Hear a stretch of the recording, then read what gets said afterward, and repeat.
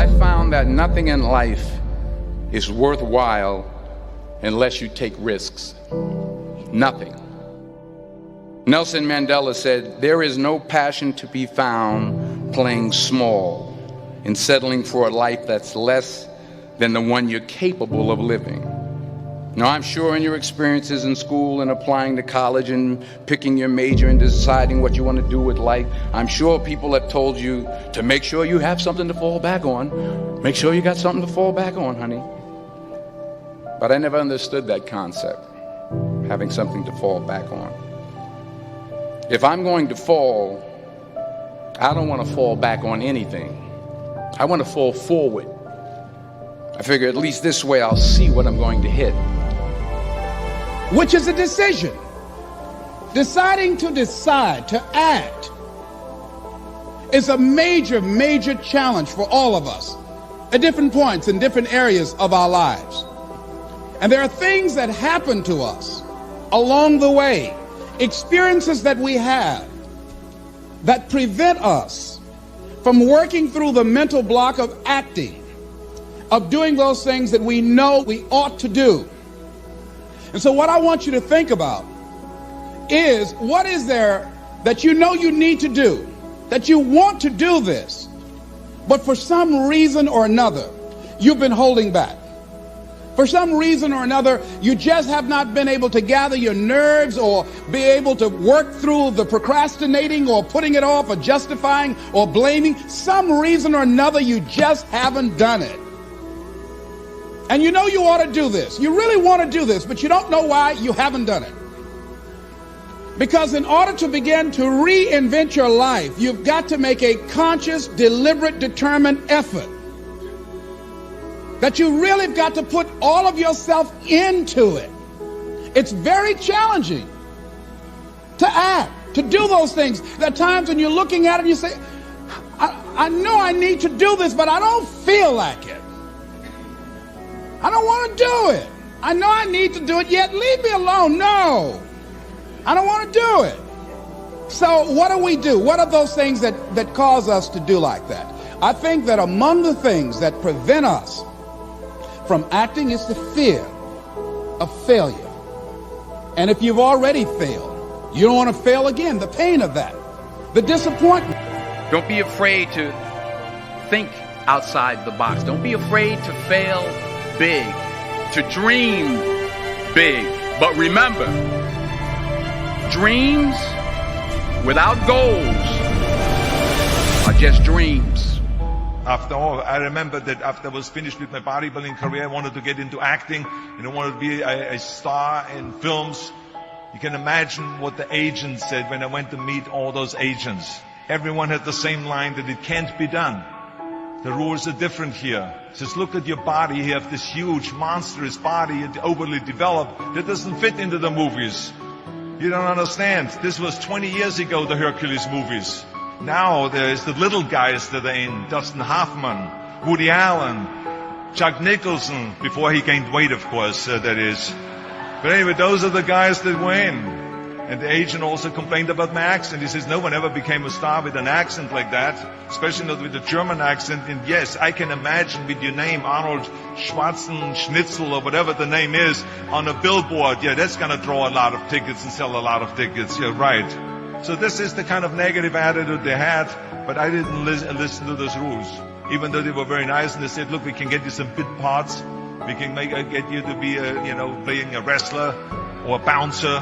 Oh, maybe with your German accent, we can get you to be a Nazi officer in Hogan's Heroes or something like that. But, I didn't listen to all this. These were their rules, not my rules. I was convinced I could do it, that if I worked as hard as I did in bodybuilding, 5 hours a day, and I started getting to work, I started taking acting classes, took English classes, took speech classes, dialogue classes, accent removal classes I even took. I remember running around, a fine wine grows on a vine. See, because Germans had difficulties with the F and the W and the V. So fine wine grows on a vine. I know what some of you now say is, I hope that Arnold got his money back. But let me tell you something. I had a good time doing those things, and it really helped me. And finally, I broke through. And I started getting the first parts. in TV, streets of San Francisco. Lucille Ball hired me. I made Pumping Iron, Stay Hungry, and then I got the big break in Conan the Barbarian. And there the director said, if we wouldn't have Schwarzenegger, we would have to build one. Now think about that. And then when I did Terminator, I'll be back. Became one of the most famous lines in a movie history, all because of my crazy accent.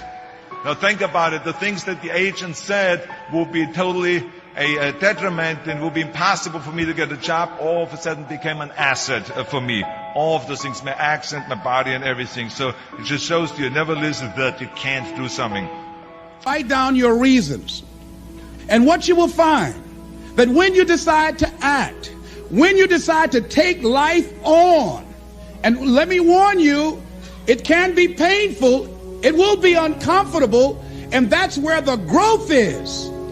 When you're uncomfortable, when you're stretching out, when you're taking life by the collar, you're going to get thrown to the ground again and again and again. But when you have determination, and you know that what you're doing is right, it gives you your life, it gives a special meaning and power to you, you will have some power from on high. You will discover some things about yourself that will begin to electrify your personality. In the acting business, you fail all the time. Early on in my career, I auditioned for a part in a Broadway musical. Perfect role for me, I thought, except for the fact that I can't sing. I didn't get the job. But here's the thing. I didn't quit. I didn't fall back. I walked out of there to prepare for the next audition, and the next audition, and the next audition. I prayed. I prayed, and I prayed. But I continued to fail, and fail, and fail. But it didn't matter, because you know what? There's an old saying, you hang around the barbershop long enough, sooner or later you're going to get a haircut. So you will catch a break, and I did catch a break. Last year, I did a play called Fences on Broadway. But here's the kicker. It was at the Court Theater.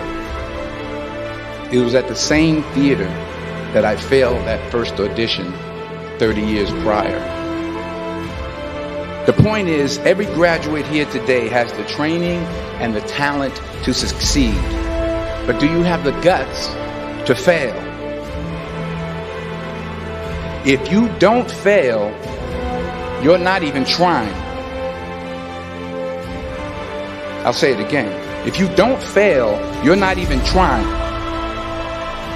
To get something you never had, you have to do something you never did. So imagine you're on your deathbed, and standing around your deathbed are the ghosts representing your unfulfilled potential.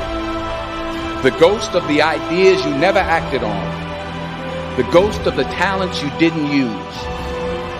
And they're standing around your bed, angry, disappointed, and upset. They say, we came to you because you could have brought us to life, they say. And now we have to go to the grave together. So I ask you today, how many ghosts are going to be around your bed when your time comes?